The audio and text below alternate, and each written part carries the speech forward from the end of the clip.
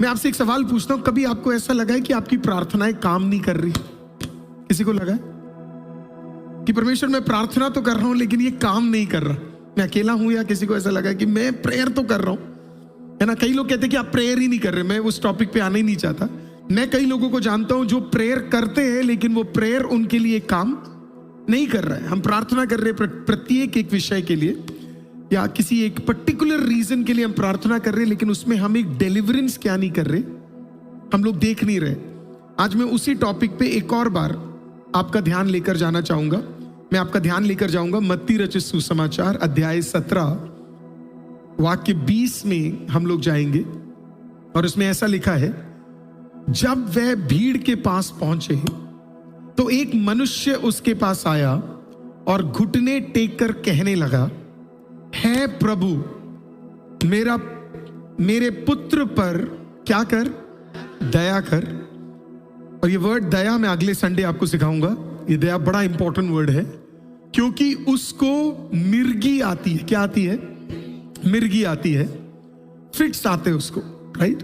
और वह बहुत दुख उठाता है। तो जब आप मिर्गी देखते हो, ये जो मिर्गी है ये दुष्ट आत्मा के उसको क्या करते हैं, बार बार उसको दुष्ट आत्मा के अटैक्स आते हैं। तो यहां पे जो बीमारी है वो दुष्ट आत्मा से क्या है, कनेक्टेड है। और बार बार आग में और बार बार पानी में गिर पड़ता है। तो बता दिया है बीमारी क्या है और बीमारी के वजह से वो उसके साथ होता क्या है वो भी बता दिया है। नेक्स्ट वर्स देखते हैं। और मैं उसको कहां लेकर आया?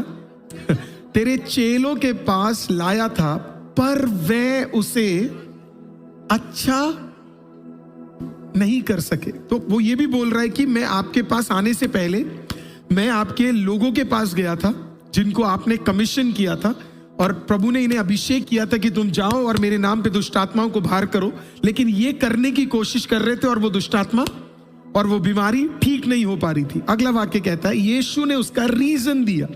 यीशु ने उत्तर दिया कि है, अब प्रभु उनसे बात नहीं कर रहा, प्रभु शिष्यों से बात कर रहा है, जो वर्शिप करते थे, जो अशरिंग करते थे, जो सेवा करते थे, उनसे अब बात कर रहा है परमेश्वर। नॉर्मल क्राउड से ये बात कर ही नहीं रहा है, टीम से बात कर रहा है और कह रहा है कि यीशु अपनी टीम को देखता है और उन्हें क्या बुलाता है अविश्वासियों।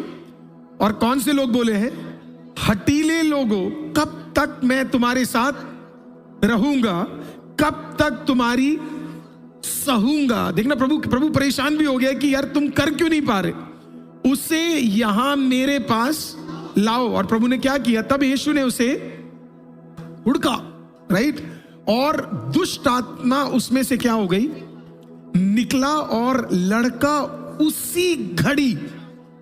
तो यहां पे जो बीमारी है, यहां पे बीमारी नहीं ठीक हो रही है, यहां पे दुष्ट आत्मा जैसे ही बाहर गया ऑटोमेटिकली वहां पे क्या आ गया, चंगाई आ गई। तब अगला वाक्य कहता है इस प्रकार से, तब चेलों ने एकांत में, तब नहीं पूछा क्योंकि उनको समझ आ गया था कि यीशु गुस्सा है, राइट? वहां पूछते तो और बेइज्जती हो जाती, तो इसके लिए उन्होंने वहां क्या नहीं किया, नहीं पूछा। क्योंकि यीशु मसीह, अब वहां पे जो वर्ड गुस्सा है, या यीशु मसीह अपसेट थे एक्चुअली कि आखिरकार ये काम क्यों नहीं कर पा रहे। तब चेलों ने एकांत में यीशु के पास आकर कहा, हम इसे क्यों नहीं निकाल सके? ये जेन्युइन है कि मैं क्यों नहीं कर पाया, why couldn't I do it? हम क्यों नहीं निकाल पाए? हम दूसरों का निकाल पाए लेकिन ये वाला क्यों नहीं निकाल पाए? मैं आपको बता दूं, यीशु मसीह के मृत्यु से पहले ही शिष्य लोग दूसरों को चंगा करते थे। बाइबल बताती है लूका रचित सुसमाचार में, प्रभु ने उन्हें इतना अधिकार दिया हुआ था और वो जाते थे और वो चंगा करते थे और लोग क्या हो जाते थे, चंगा हो जाते थे। लेकिन यहां पे क्या नहीं हुआ, ना चंगाई हुई और ना ही दुष्ट आत्मा निकला। उसने उनसे कहा, अपने विश्वास की घटी के कारण, बस यहां तक हम जाएंगे, आगे जाएंगे तो हम आज कंप्लीट नहीं कर पाएंगे, ठीक है? किसके कारण? विश्वास के कारण। ओके, नीचे लिखा है, क्योंकि मैं तुमसे सच सच कहता हूं, यदि तुम्हारा विश्वास राई के दाने के बराबर भी हो तो इस पहाड़ से हटने के लिए कहोगे, यहां से सरक कर, वो वहां से क्या हो जाएगा, हट जाएगा। हालेलुया। नेक्स्ट वाक्य देखिए क्या कहता है। जब वे गलील में थे तो यीशु ने उनसे कहा, मनुष्य का पुत्र मनुष्य के हाथ में पकड़वाया जाएगा। यहां पे हम रोकते हैं, ओके?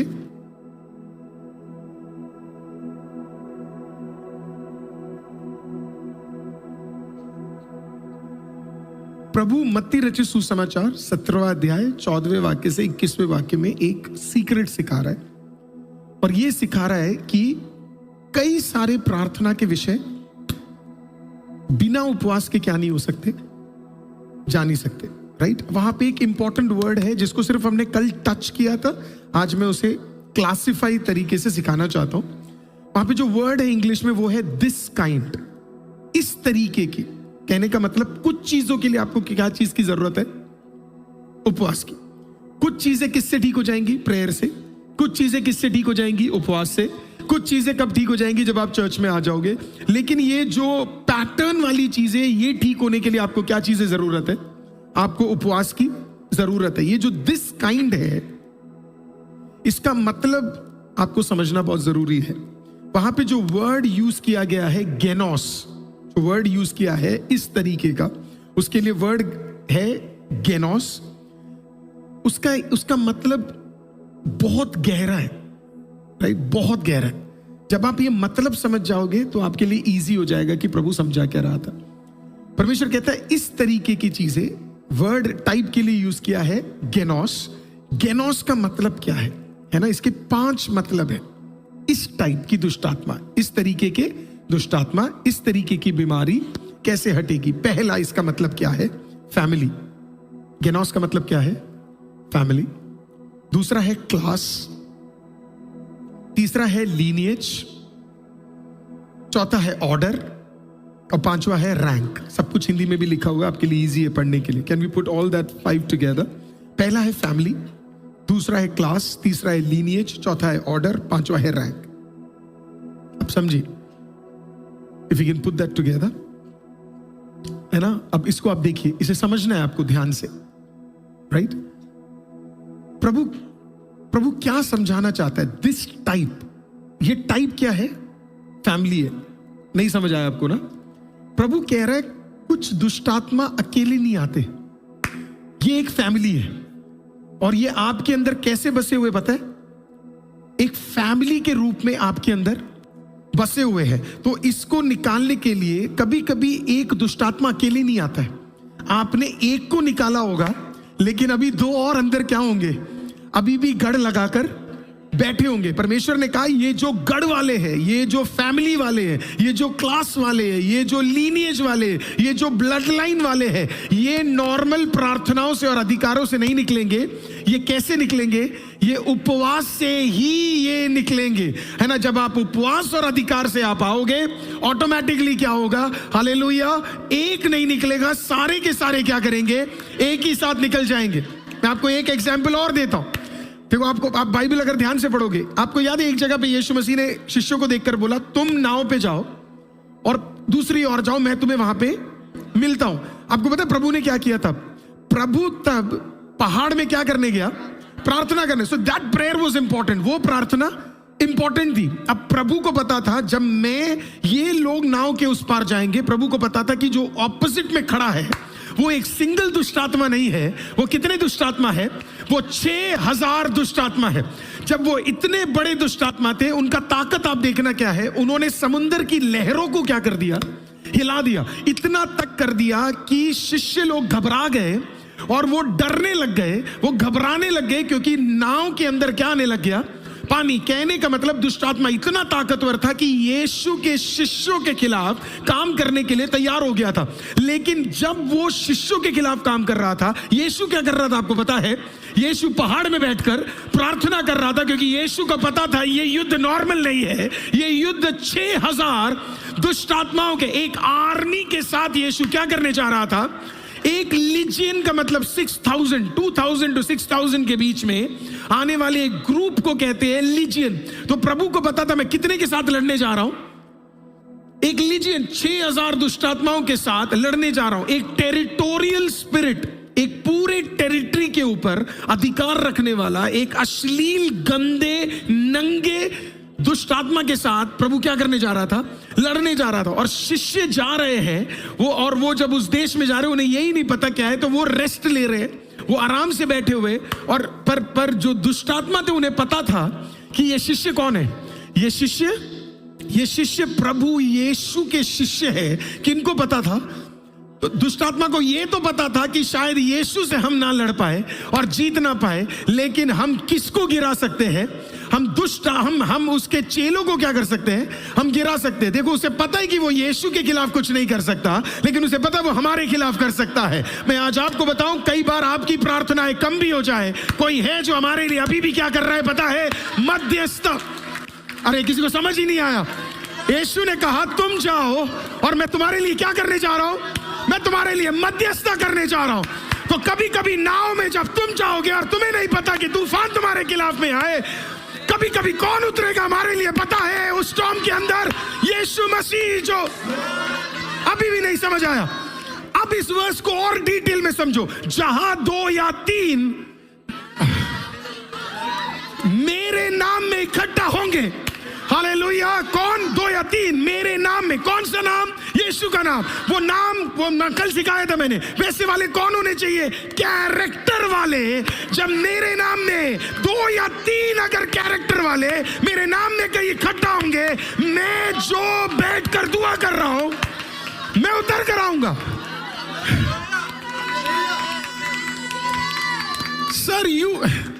सर आप बॉस को कब बुलाओगे? आप बॉस को कब बुलाओगे? नहीं, आप बॉस को कब बुलाओगे? कोई मैटर में आप सॉल्व करोगे तो आप सॉल्व कर सकते हो, तो आप बड़े वाले को बुलाओगे। आप बड़े वाले को कब बुलाओगे? जब आपसे क्या नहीं हो रहा है। किसी को समझ आया? यीशु कहता मैं मध्यस्थता कर रहा हूं, तुमसे नहीं हो पा रहा तो मैं उतरने के लिए तैयार हूं। 12 शिष्य समुद्र की लहरों के खिलाफ कुछ कर नहीं पा रहे थे। परमेश्वर ने कहा you do not have to worry, मैं आ रहा हूं। Praise the lord. See you have to understand. देखो, सारी कहानी यीशु के स्पिरिचुअल ट्रूथ के साथ अटैच्ड है। हर कहानी प्रभु के बातों के साथ अटैच्ड है।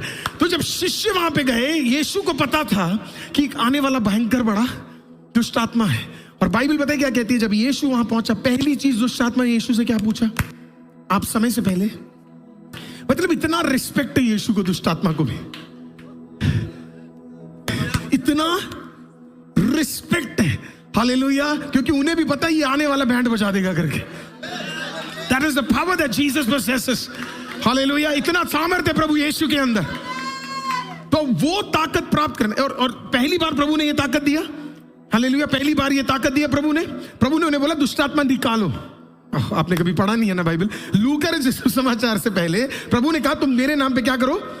दुष्ट आत्मा निकालो। लेकिन जब यीशु मर गया और फिर जीवित हुआ, यीशु ने पता क्या बोला? मैं तुम्हें अधिकार देता हूं, तुम मेरे अधिकार से सांपों को क्या करोगे पता है? तुम उसे कुचलोगे। क्या करोगे तुम उसे? कहने का मतलब अब हमारे पास इतना अधिकार है कि हम क्या कर सकते हैं? 6-6 हजार दुष्ट आत्माओं को और टेरिटोरियल स्पिरिट्स को प्रार्थना में और उपवास में निकाल सकते हैं। तो जब वो निकालना है तो हमें क्या करने की जरूरत होगी? समझ आ गया? दिस टाइप, कौन सा टाइप है ये? Family, class, lineage, blood line, order, rank में जो है, ये खतरनाक वाले। ये हमारे ना, वो कहते हैं ना, मसीह तो बन गए लेकिन आदतें अभी तक बदली नहीं है। राइट? और हमें वो पसंद नहीं है वो बातें करना। We do not like the fact जब हमारी कोई कमी को कोई क्या कर दे, दिखा दे करके, पर वो है हमारे अंदर। 2026 में वो जो हटीले दुष्ट आत्मा है ना, जो हमें बीच बीच में आके अटैक करते हैं, वो टाइप भी परमेश्वर क्या कर देगा? हटा देगा। आपके परिवार के अंदर जो हटीले, फालतू, बेकार, गंदे दुष्ट आत्मा है, जो आपके बड़े बड़े आशीषों के खिलाफ खड़े हुए, वो भी खत्म हो जाएंगे। वो डिप्रेशन, वो एंजाइटी, वो फियर, वो गंदगी, वो सारी चीजें परमेश्वर क्या करेगा? हटा देगा। पर आपको क्या लेना पड़ेगा उसके लिए? आपको उपवास लेना पड़ेगा। आज मुझे किसी ने कॉल किया, कई लोगों ने कॉल किया, पास्टर मेरा ये काम नहीं हो रहा, वो काम नहीं हो रहा। मैंने उन्हें बोला प्रभु आपको बहुत आशीषित करे, फास्टिंग में आओ। इस साल मैं आपके लिए प्रेयर नहीं करूंगा, आपको खुद प्रेयर करना है। इस साल मैं आपके लिए फास्टिंग नहीं रखूंगा, आपको खुद उपवास रखना पड़ेगा। You have to do it church, आपको करना है। हालेलुया। आप अपने विषयों के लिए बैठो, आप अपने कार्यों के लिए बैठो, आप समय निकालो, आप चर्च में आओ, आप खुदा की उपस्थिति में बैठो। और ये जो टाइप वाले हैं जो तेरी भलाई को रोकते हैं, ये टाइप वाले हैं जो तेरे आशीषों को रोके हुए, मैं मसीहों से मिलता हूं, मैं उनको देखता हूं 20-20 साल वो आशीषित नहीं हुए, 15-15 साल आशीषित नहीं हुए, 25-25 साल से एक चर्च में जा रहे, कोई चेंज ही नहीं है उनके अंदर। फिर आप आई से आते हो, आप आशीषित हो जाते हो। इसका रीजन आप जानते क्या है? फास्टिंग। कोई कह रहा था इस चर्च में सिर्फ उपवास ही चलता है, फिर क्या चले भाई? कॉफी बांटे हम, डांडिया खेले, इस चर्च में सिर्फ प्रेयर फास्टिंग, इनका खत्म ही नहीं होता करके, फिर क्या करें? हालेलुया, हमें बनाया इसी के लिए, हम यही करते रहेंगे। कोई कुछ भी बोल देता है। किसी ने बोला ये पास्टर थकता नहीं है क्या? अरे थक जाएंगे, जिस दिन थकेंगे उस दिन 6 फुट के कब्र में तुझे मिलेंगे, तब तक नहीं थकेंगे। Right? There is so much that God is there. आपको पता है प्रभु ने आपके लिए, आपको ना कभी कभी आपके पास कभी पैसे हैं ना, आप जिंदगी में ना बिली ग्रैम की किताबें खरीदो, है ना? वो बहुत अन्य भाषा नहीं बोलते थे, बहुत कूदते नहीं थे, बहुत लोगों को चंगा नहीं करते थे। मैं आपको बोल रहा हूं उनकी बराबरी करने वाला कोई प्रभु का दास नहीं, क्योंकि वो नाम का ऑनर करते थे। एंड तक प्रभु में इतने फेथफुल थे, जबरदस्त प्रभु के दास थे। राइट? जबरदस्त थे। आपको 50 स्टेट्स अमेरिका ने ना अपने जो फ्लैग्स थे नीचे कर दिए थे, ब्लैक फ्लैग्स डाल दिए, क्योंकि मैंने उनकी इतनी चीजें पढ़ी है। उन्होंने अपना ना कैरेक्टर संभाल के रखा, और ऊपर से वो अभिषेक बहुत है। उनका एक लाइन है, वो हमेशा प्रभु में जाते थे, और वो कभी कभी बोलते थे कि जब वो इतना ट्रैवल करते थे ना, कभी कभी थक जाते थे, और फिर प्रभु की आत्मा उन्हें याद दिलाती थी, तेरे को लग रहा है बस इतना ही है। और फिर जब वो घुटने में जाते थे, प्रभु नहीं मैं थका नहीं हूं, मुझे और चाहिए। और फिर प्रभु अगला राज्य उनके लिए खोलता था, फिर प्रभु अगला राज्य उनके लिए खोलता था, फिर अगला प्राइम मिनिस्टर खोलता था, फिर अगला किंग खोलता था, फिर अगला राजा खोलता था, फिर अगला कंट्री खोलता था, फिर अगले बंदे से मिलाता था, फिर अगले पॉलिटिकल फिगर से मिला। हम यहाँ पे 2 BHK के ऊपर सोच ही नहीं पाए, 3 BHK के ऊपर सोच नहीं पाए, और यहाँ बंदा इनसे मिल रहा है, उनसे मिल रहा है, वहां इंपैक्ट कर रहा है, देश बदल रहा है। हमारे प्रेयर रिक्वेस्ट घर, नौकरी, बिजनेस से ऊपर ही नहीं गए। God has kept so much for all of us. इतना ज्यादा खुदा ने हमारे लिए लिखा हुआ है, रखा नहीं है, लिखा है। These are written documents. ऐसे कहने कहा ये स्क्रोल्स है जो खुदा ने मेरे लिए लिखे हुए हैं। He has kept it ready. आपको पता प्रभु को कितना बुरा लगता होगा कि प्रभु ने जो लिखा हमारे लिए इस दिन में, and then we would have missed it out.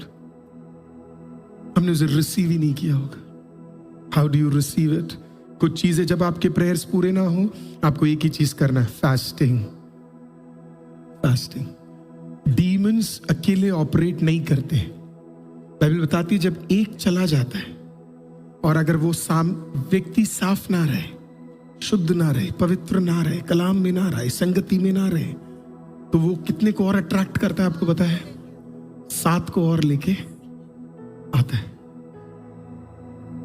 पहले हम एक चीज से फंसे हुए थे, अब हम 7 चीजें और फंसे हुए। Why?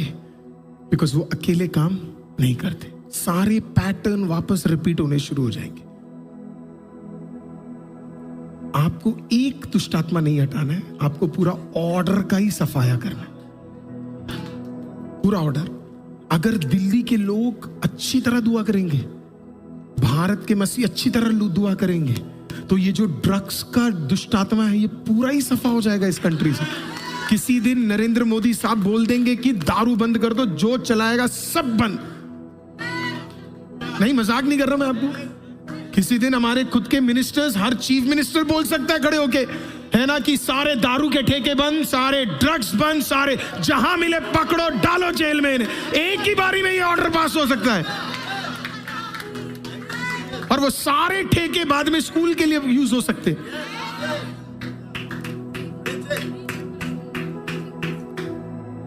But for that, you do not have to remove one demon, you have to remove a order. पूरा रैंक, पूरा ऑर्डर आपको क्या करना पड़ेगा?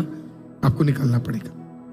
अब मत्ती 17:16 कहता है, उन्होंने कहा मैं अपने बेटे को या अपने बच्चे को मैं शिष्यों के पास ले आया, लेकिन शिष्य उसे क्या नहीं कर पाए? निकाल नहीं पाए। अब मत्ती 10 में बड़ा क्लियर, मेरे पास टाइम नहीं है, मत्ती रचित सुसमाचार 10वां अध्याय आप पढ़ोगे तो शिष्यों ने पहले दुष्ट आत्मा निकाला हुआ है। वो कमजोर शिष्य नहीं थे, they were very powerful, वो यीशु के साथ रहते थे, तो वो कमजोर लोग नहीं थे, they were not weak disciples। लेकिन क्योंकि बाइबल कहती है कि उन्होंने पहले दुष्ट आत्मा निकाली है, दूसरा उन्होंने पब्लिकली यीशु के बारे में क्या किया है, प्रचार किया है, और तीसरा वो किसके साथ चलते थे एवरीडे, आपको पता है, यीशु के साथ। वो ग्रेस और फेवर उनके साथ हमेशा क्या करता था। बाइबल बताती है मत्ती 17:20 में कि वो क्यों नहीं निकाल पाए, क्योंकि उनके अंदर क्या था, अविश्वास था, अनबिलीफ। उनके पास क्या था, अविश्वास था। अब मैं आपको अगला चीज देता हूं। ये इतनी बार मैंने लोगों को देखा, ये जो अनबिलीफ है ना, इसे मिस कोट करते हुए, और ये मिस कोटेशन की वजह से कई लोगों को लगता है उनके अंदर कम विश्वास है। यहां पे विश्वास के बारे में बात हो ही नहीं रही है। पहली चीज ये चेक करने के लिए आपको मेरे प्रचार सुनने की जरूरत नहीं है, आप नॉर्मल भी गूगल में जाकर अनबिलीव वर्ड इस कॉन्टेक्स्ट में लिखोगे तो it does not talk about faith, it does not talk about belief, जिसे इतनी बार मिस कोट कर दिया जाता है, वो बिलीफ के बारे में है ही नहीं। तो वहां पे जो ग्रीक है उसका meaning can be put it, insufficient spiritual weight, insufficient spiritual weight. Fasting क्या करता है आपको पता है, आपके फिजिकल वेट को खत्म करता है और आपके स्पिरिचुअल वेट को बढ़ा देता है, राइट। स्पिरिचुअली आप क्या हो जाते हो, आप अपलिफ्ट हो जाते हो। अब दुष्ट आत्मा को पता है कि अब मैं इससे लड़ नहीं सकता, क्योंकि अब इसका वेट क्या हो गया है। आप कभी एक बच्चे से लड़े हो, 3 साल का 4 साल का बच्चा है ना, आप उसे कुछ भी कर लोगे, है ना, वही बच्चा तुषार जैसा निकले, राइट। हट्टा कट्टा आ जाए एक बंदा, राइट, आप कहोगे कि पीछे हट जाओगे, आपके आराम से बात करते हैं, क्योंकि पता नहीं कहां से मुक्का है, आपको भी नहीं पता लगेगा। The enemy knows you're weak because he knows you haven't fasted. शैतान को पता है आप कमजोर हो, क्योंकि आपने अभी तक क्या नहीं किया है, आपने उपवास और प्रार्थना नहीं की है, तो वो नहीं सुनेगा।